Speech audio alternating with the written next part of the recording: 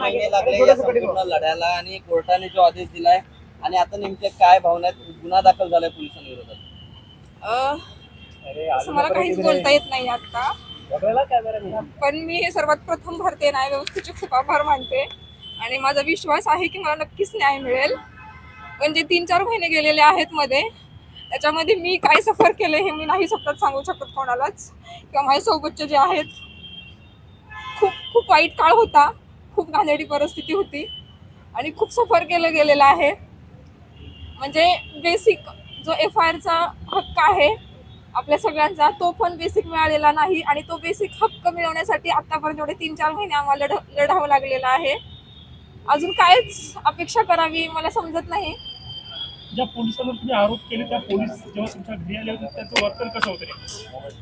मी आणि माझी मैत्रीण आम्ही रूममध्ये बसलेलो होतो, तर ते डिरेक्टली आमच्या रूममध्ये घुसले, दरवाजा ओपन केला, रूममध्ये घुसून डिरेक्टली आमचे बेडरूम, आमचे कपाट, आमच्या बाथरूम ह्या सगळ्या गोष्टी त्यांनी बघितल्या, आमच्या डायऱ्या बघितल्या, रूममध्ये कपाटामध्ये असलेले कपडे इनरवेअर त्यांनी बाहेर काढले, आमचे फोटोज वगैरे लावलेले आहेत, त्या फोटोजवरून त्यांनी खूप घाणेरड्या कमेंट केल्या. तुम्ही टोळीमधले आहात का? तुम्ही LGBTQ कम्युनिटीमधले आहात का? मग तुम्हाला मुलीच आवडतात का? तुमच्या घरी कोण येतं? तुम्ही मुलांसोबत असं झोपता का? मग तुम्ही मुलींसोबत पण झोपता का? तुझी जात कुठली आहे? तुझं नाव काय आहे? तू चव्हाण आहेस का? मग तू चव्हाण आहेस तर तुझे असेच होणार. तुला बाप नाही तर तुला बिना बापाची तू मुलगी आहे. हे असं सगळं तिथं बोललं गेलेलं आहे. आता परत ते बोलून मला खूप त्रास होतोय. या संदर्भातले सगळं काही आपण पिटिशनमध्ये ऑलरेडी मेन्शन केलेलं आहे. कोर्टात ते दाखल केलेलं आहे. आपल्याला हवं असेल तर पिटिशनची कॉपी आणि ऑर्डरची जी काही कॉपी आहे ती सविस्तर आपल्यापर्यंत पोहोचवलं जाईल. सगळे स्टेटमेंट तिने जसे आता सांगितले ते सविस्तर पिटिशन कॉपीमध्ये मेन्शन केलेले आहेत.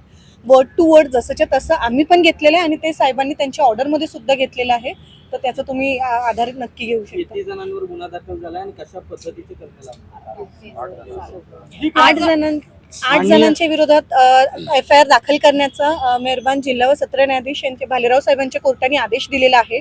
11/11/2025 रोजीचा हा आदेश आहे आणि या आदेशाच्या नुसार 8 लोकांच्या विरोधात FIR दाखल करण्याचं, ज्यांना आम्ही हे केलेलं होतं, आरोपी केलेलं होतं, तर सर्वांच्या विरोधात FIR दाखल करण्याचा आदेश आहे. आणि आता माननीय न्यायालयाने आदेश दिल्याच्या नंतर कोथरूड पोलीस स्टेशनमध्ये आपण सगळे आहोत. आता पीडितेची सही त्या जबाबावरती होऊन FIR ची नोंद सुद्धा झालेली आहे. आता ही FIR ची नोंद झाल्यानंतर आम्ही संभाजीनगरचे CP साहेब असतील, पुणे शहराचे CP साहेब असतील, यांना जे पोलीस कर्मचारी अधिकारी याच्यामध्ये दोषी आता FIR मध्ये ज्यांची नावं असतील त्यांना ताबडतोब बडतर्फ करा आणि उद्यापासून या लोकांना हे जर ॲब्स्कॉन्ड दिसत असतील तर ताबडतोब अटक करून त्यांना पोलीस कस्टडीमध्ये घ्या, ही सुद्धा मागणी पोलीस आयुक्त साहेबांना आम्ही करणार आहोत. माननीय या कोथरूड पोलीस स्टेशनने गुन्हा दाखल केला नाही, पोलीस आयुक्तालयाने आदेश दिले नाही. त्याच्यानंतर आम्ही भारतीय न्याय संहितेच्या सेक्शन 175(3) नुसार माननीय जिल्हा सत्र न्यायालय शिवाजीनगर पुणे या ठिकाणी गेलो आणि क्रिमिनल MA 479/2025 नंबरची आमची पिटिशन त्या ठिकाणी फाईल झाली आणि मग 3/9/2025 ला पहिले त्या ठिकाणी तारीख होती. 15/9/2025 ला आमचं आर्ग्युमेंट झालं आणि आर्ग्युमेंट झाल्याच्या नंतर दिनांक 11 नोव्हेंबर 2025 रोजी मेहरबान न्यायालयाने आदेश दिला. हाच तो आदेश आहे की ज्या आदेशामध्ये स्पष्टपणे सांगितलंय की application is allowed. The Kothrud police station is directed to register the FIR and carry the investigation through the officer of the rank of assistant commissioner of police. अशा प्रकारच्या 11 तारखेला आदेश आलेत आणि त्या आदेश आल्यानंतर काल 14 तारखेला आम्हाला त्याचे जे सर्टिफाईड कॉपीज आहेत त्या मिळाल्या आणि आम्ही आज काल रात्रीपासून या ठिकाणी स्टेटमेंट देतोय. आता अवघ्या 5 ते 10 मिनिटांमध्ये आपल्याकडे FIR असणार आहे. या FIR मध्ये जे 8 आरोपी पहिल्या दिवसापासून आम्ही सांगतो की त्याच्यामध्ये अमोल कामटे सहाय्यक पोलीस निरीक्षक Chhatrapati Sambhajinagar, Sanjivani Shinde police constable Chhatrapati Sambhajinagar, Dhananjay Sanap police अधिकारी सायबर विभाग, विनोद परदेशी पोलीस हवालदार छत्रपती संभाजीनगर, प्रेमा पाटील सहाय्यक पोलीस निरीक्षक कोथरूड पोलीस स्टेशन, श्रुती कडणे मपोषक कोथरूड पोलीस स्टेशन आणि सखाराम सानप निवृत्त पोलीस कर्मचारी, हे सगळे 8 आरोपी या ठिकाणी असणार आहेत.